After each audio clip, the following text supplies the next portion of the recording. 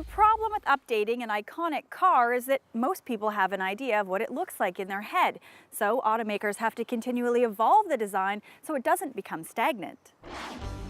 Cars that have been successfully updated include the latest Mini, Dodge Challenger, and the Fiat 500. Now, some people might not class the original Audi TT as an iconic car, but when the design first came out, it shocked the auto industry. In fact, it's one of the most emulated designs, especially on the interior. So with that in mind, is this new Audi TTS still a relevant car? The essence of the original is captured with this latest model, but some of the dramatic flair is missing. There's no doubt that this car has a sporty stance and expensive eye-catching trim. This is a 2010 model, so look for the addition of even more detail with the introduction of chrome accents on the grille and fog light surrounds. The regular TT isn't available anymore. Instead, the base model is now this TTS, which is available in a coupe like we have here or a convertible. Now, as most of you know, I love a convertible, but I can really see the appeal of a fixed roof. It gives it a more sporty look and it gives it a more solid feel for improved handling and performance. The hatch is large and lets the owner gain access to the back easily, but the rake of the rear window limits the amount of storage. The storage kind of reminds me of the Porsche Cayman. Now the TTS starts at around $58,000 and the Cayman's about $4,000 more. With that car, you get more storage and the same power, but from a 6-cylinder. Choices, so many choices. The interior is what we've come to expect from Audi. The materials are all first rate. The seats are firm but covered in buttery leather, and the driver-oriented cockpit is perfect.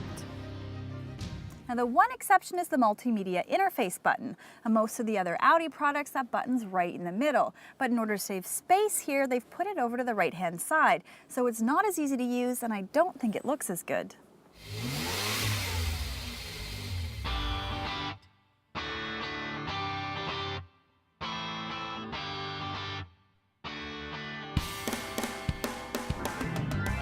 Okay, well, let's start with the visibility issues first. This window is really small and the rear pillar actually obstructs the view at the back, so parking can be a little bit tricky. You get used to it, but the Cayman is better in this area. I mentioned that the Cayman and this TTS have the same horsepower. They're both rated at 265 horses, and the TTS has 258 pound-feet of torque. The power for the TTS comes from a 2-liter 4-cylinder turbocharged engine, and it can take it from 0 to 100 kilometers in 5.1 seconds, beating out the Cayman's 5.5 seconds. That's pretty impressive on paper. The issue is that the Audi is a turbocharged 4-cylinder, and the Cayman has a normally aspirated 6-cylinder with much more predictable torque at lower revs. The Audi has all the power come on with a huge surge. It starts slowly, and then bam, you have to reach for the next gear. Now this can be very exhilarating, or it can be a bit of a pain in the neck. Personally, I prefer the consistency of a naturally aspirated engine or a supercharged V6 like in the all-new S4.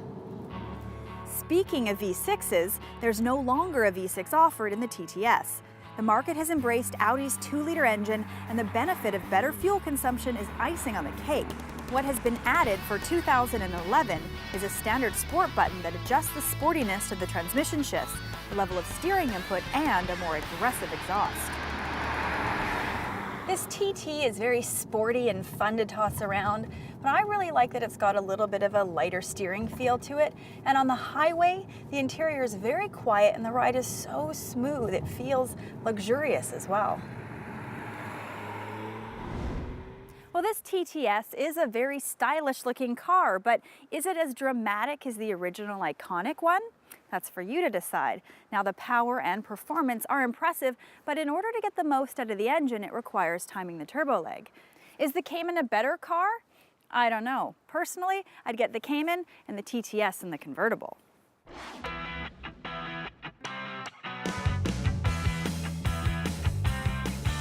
Can't get enough of automotive news and updates? Then visit our website for web-only features. We're at drivingtelevision.com.